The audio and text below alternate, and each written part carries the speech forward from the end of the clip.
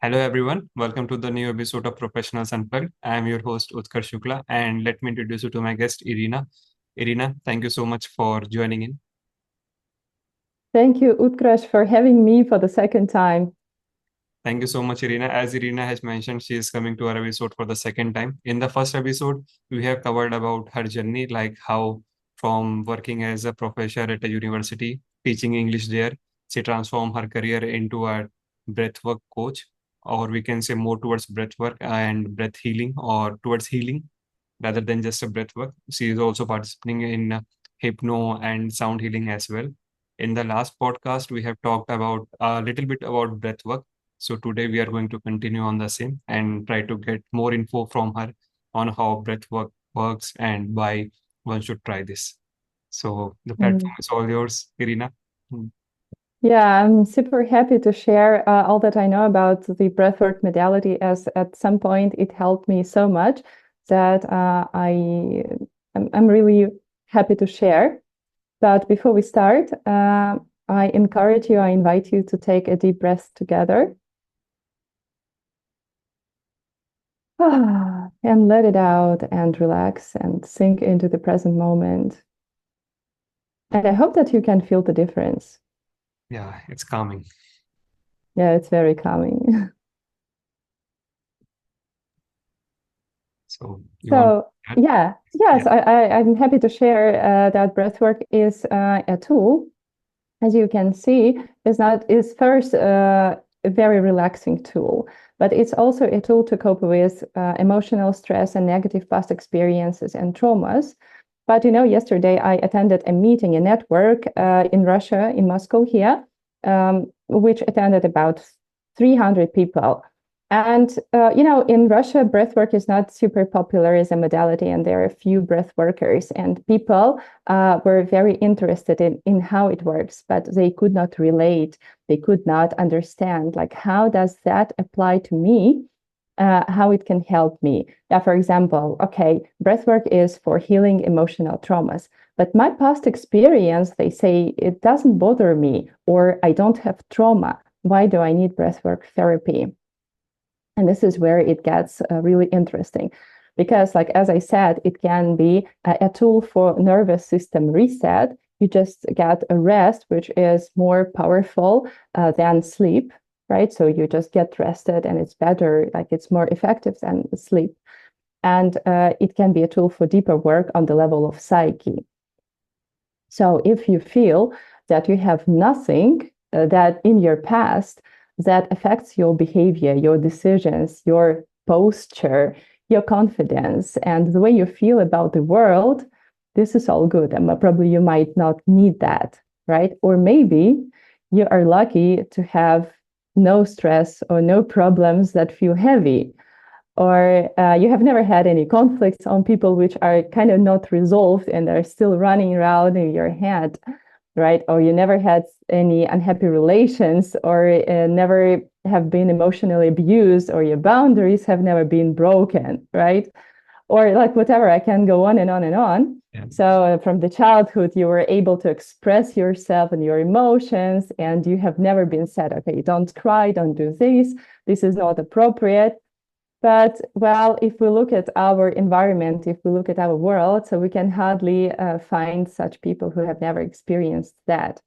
I don't think that exists. And yes, absolutely. So, and interestingly, when I start speaking about the trauma, people see, like average people who are not into the therapy, see trauma as something that looks like sexual abuse or violent behavior of a caregiver or somebody, I don't know, in your childhood, or a disastrous event like a death of like a nearest, the nearest person, something disastrous or a car accident that happened in your life and that was traumatizing. But the thing is that trauma is not what happened to you, but this is the effect, the after effect of trauma. This is how you coped with the event that happened with you previously, right? And here is what is interesting. So, when something happens with you, it can be a quarrel. It can be, I don't know, you just as a kid, you throw tantrums, you get angry, you cry, whatever. you get into the highest state of joy or into the opposite state, right? And somebody tells you, okay, you can't do this. This is not appropriate. Like, or I don't know, your pet dies, and the parent, for you not to cry, gives you an ice cream as a replacement, as a substitution, right? So it means that the cycle of this emotion, be it joy or disappointment or anger, is not complete. It is caught in the middle. So all the emotions that surface, and usually it's adrenaline and cortisol, they are just stuck in the body, right? And you carry these stuck emotions throughout your life. Or probably you had a conflict and you could not answer back. It can be with your caregivers or with your, I don't know, boss later on. You get into the freeze mode, right? And it looks like this, like, and you can't answer back. Like, I exaggerate, but like the body feels like this. So again, everything that comes up that surfaces, it gets stuck in your body, and you can't complete the cycle as well. I mean, the cycle of emotion, you don't get a release of this negative emotion that came up. We call it negative, but this is kind of just a traditional way of doing this.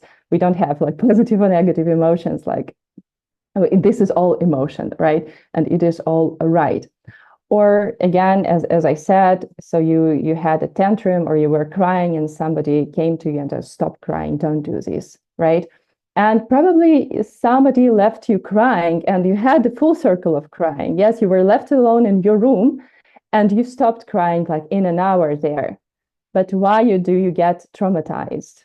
Because to complete the cycle of trauma, we need a caregiver to validate our emotions, to come to us and say, you are okay, you are safe, and what you were experiencing, yes, before, like anger or disappointment, is all good, right? But if this is not validated, you start feeling guilty about your tantrum, about your tears, about whatever, right? So this is the co-regulation that we need in our life for the event not to be traumatic.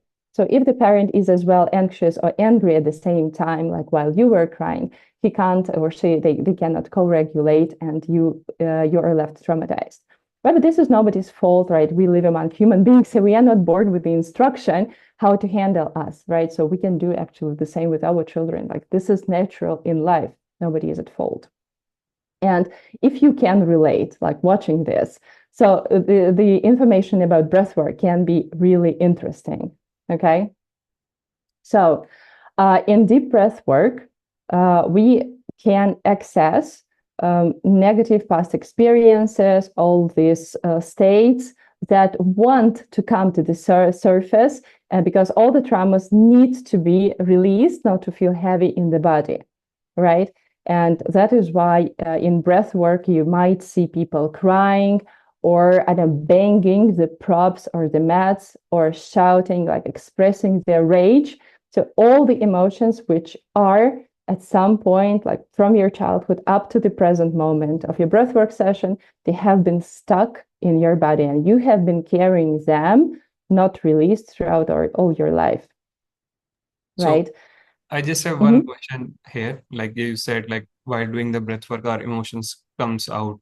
So if you can just tell us about how to do breath work before like telling Mm-hmm. us what are the effects that happens with us. So just a small. Yes, yes, absolutely. So when you come to the session and it is a deep breathwork session, it is called in general. So we have different types like vivation or rebirthing. You might probably you might hear this words or holotropic breath work. But anyway, the common name for those is conscious connected breathing. So you start breathing through the nose or through the mouth or combining both ways in a conscious, because you stay alert, you don't pass out, in a conscious and connected way, right? So it looks like this. If you breathe through the mouth, it's like, and you don't stop here and you pick up immediately and you go on. It's like, so the speed can be different, but anyway, it is connected. Why so? So the idea of breath work is to shut down your conscious mind, right? And to plunge you into the altered state of mind. right? So the altered state of mind, there is like nothing which is connected. Oh, it's kind of it can be only accessed through mushrooms or some other substances or plant medicine. No, uh, this alternative state of mind is something that we plunge into throughout the day because our conscious mind takes so much energy. It is very glucose consuming, and just our body needs some time to rest. That is why we can scroll, we watch Netflix, we watch TV commercials because we don't want to think, like our body gets too tired, right? Or on the other end of the spectrum, we this is alcohol, this is smoking, gambling, or binge eating, right? So whatever you do, your body needs to access the altered state of mind to give it some rest. It is natural. So you either choose breathing, which is work, which is sometimes like hard for people. Oh, I need to find a facility. I need to find a breathwork facility. I need to go somewhere. Then you have the shortcut. You have the easier way to give your body and mind some rest. Yeah. So breathwork is a choice, the conscious choice. So when you start breathing in this way, there is some change of the chemistry that happens in your body. And usually chemistry is a very boring topic. So that's why I can describe it, but in a very brief way. So when you inhale, like in this way that I showed you, right? Like mouse, inhale and exhale, you over-oxygenate your body. So you hyperventilate your body in a controlled way because you stay conscious, but still there is a lot of loose oxygen. And at the same time, you lose really huge amounts of CO2, 3 times more than you inhale, right? So we know that the oxygen can be absorbed only with the help of CO2, but we lose CO2 and we are in this hyperventilated or over-oxygenated state, okay? So we know that CO2 is a vasodilatator, okay? So when we lose carbon dioxide in large quantities, more than we naturally should, our vessels get constricted. That's why when you do breath work, you very often, like all the time, I get very, very not painful, but very pleasant tingling feelings. Yeah, because our vessels get constricted, right? And the same happens not only throughout the body, but also in their mind. Okay. So, and our body, it's very smart. So when something happens to our body, the first thing it does is that it shuts down the prefrontal cortex because it's the most energy consuming part. Okay. And it stores the energy in the rest of our body, in the core, but not here, because this is the most not needed part of the body when something goes wrong. Okay. Like this is a very simplified explanation of what happens with your body. Okay. So here we are. Our rational mind no longer tells us it's not appropriate to shout, it's not appropriate to cry, to bang the fist, to bang the mat, or to express your anger. And you finally start doing that. Of course, well, music is very important, because music evokes emotions. Some sounds can evoke past memories. So it's the combination of two usually, right? So the music goes from really wild and powerful, like for you to access the rage, all the stuck emotions that you carry with you, and then it goes to more liberating and finally ends in more soothing. So it's like two things come to play. That's why further on, like I got into sound healing because sound really matters. But anyway, even with like some Spotify music, you can really hold a very, very powerful session. Okay, so that's briefly it. If you have any questions at this stage, I'm happy to answer those. Yeah, I think you just mentioned like about the mouth to mouth breathing, right? And so in the sessions, what are the steps that you take? Like someone wants to take a session and they contact you, right? So what are the steps that you take with them? Like, do you ask them about their history, about traumas or other things? Mm, Or, I mean, what are the steps that you take after a person comes to Mhm. you and asks you for a breathwork session? Mhm. Okay, yes, this is a good question. And there are two ways of dealing with the situation. So it can be a one-on-one session as a therapy session, right? So yes, in this case, we make a discovery call and I speak about counterindications. The counterindications are available in Google, like these are heart problems, nose breathing problems, different cardiovascular problems and pregnancy. So overall, these are like the major ones. But if you want to have a one-on-one session, it all depends whether it's online or offline. And if we have an opportunity to hold an offline session, well, I do prefer offline because in breathwork, you can use only the touch, right? So it means that as a facilitator, you can come to the person and touch those parts of your body where the energy is stored. So we did different types of traumas like guilt or sexual abuse or fear. They are located throughout the body in different parts. Yeah. So sometimes even you can feel it. So you have very heavy shoulders, or you can have this. I don't know what is it called in English, right? This like The throat? heaviness in your throat. Yes, yes. Okay. It's even sometimes you don't have the voice. It's hard for you to speak, right? Or your shoulders are usually rolled forward, right? Or I don't know, it's painful for you to move the hips because you have some blockages in your spine, or your heart feels constricted. So all those things. So as a facilitator, I can feel, I can sense it. And it's very important to mention that I can understand what you are going through emotionally all only through your movement, right? So when you lie still, it's really hard to understand what's going on with you.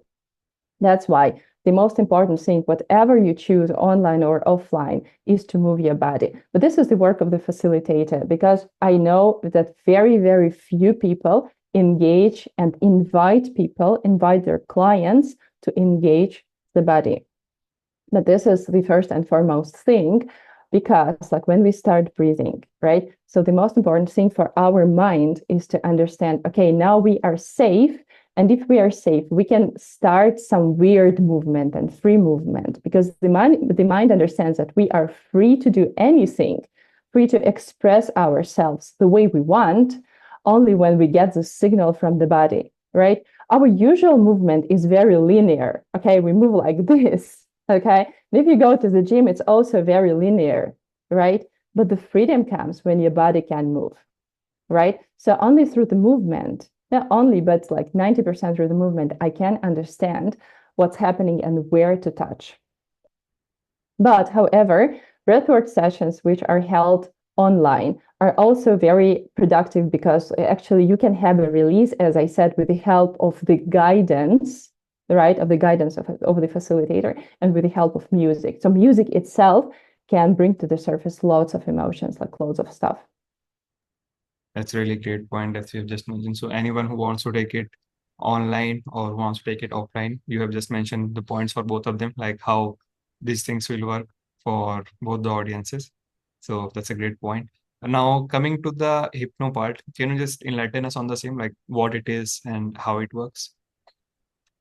Well, actually, it everything has to do with our brainwave states. So in our regular life, when we turn like 24, 25, so we function primarily in the beta brainwave state, right? That is associated with like worries and concerns and all the problem solving things. So we daily function in either beta or high beta when we are worried, stressed, or anxious. So the breath work, as I mentioned before, plunges you into the alpha state because it shuts down your prefrontal cortex. So it makes the brain wave less agitated, right? And you become calm. So it's either you function in the alpha state, which is the meditation state, but still conscious, or even if you can go deeper. It all depends on the state of your nervous system, how alert or how relaxed you are. Okay. if you come and you're stressed and alert and you are not trusting the environment, you will not go deep, right? So it's good if you are in the alpha state, but you can plunge deeper. So this is the range. And these are two brainwave states which are slow, where hypnotherapists work. So if you're in this state and I switch off the music or I just turn the volume down and I start telling you something, like I can start rewriting your ideas about yourself, your beliefs about yourself, right?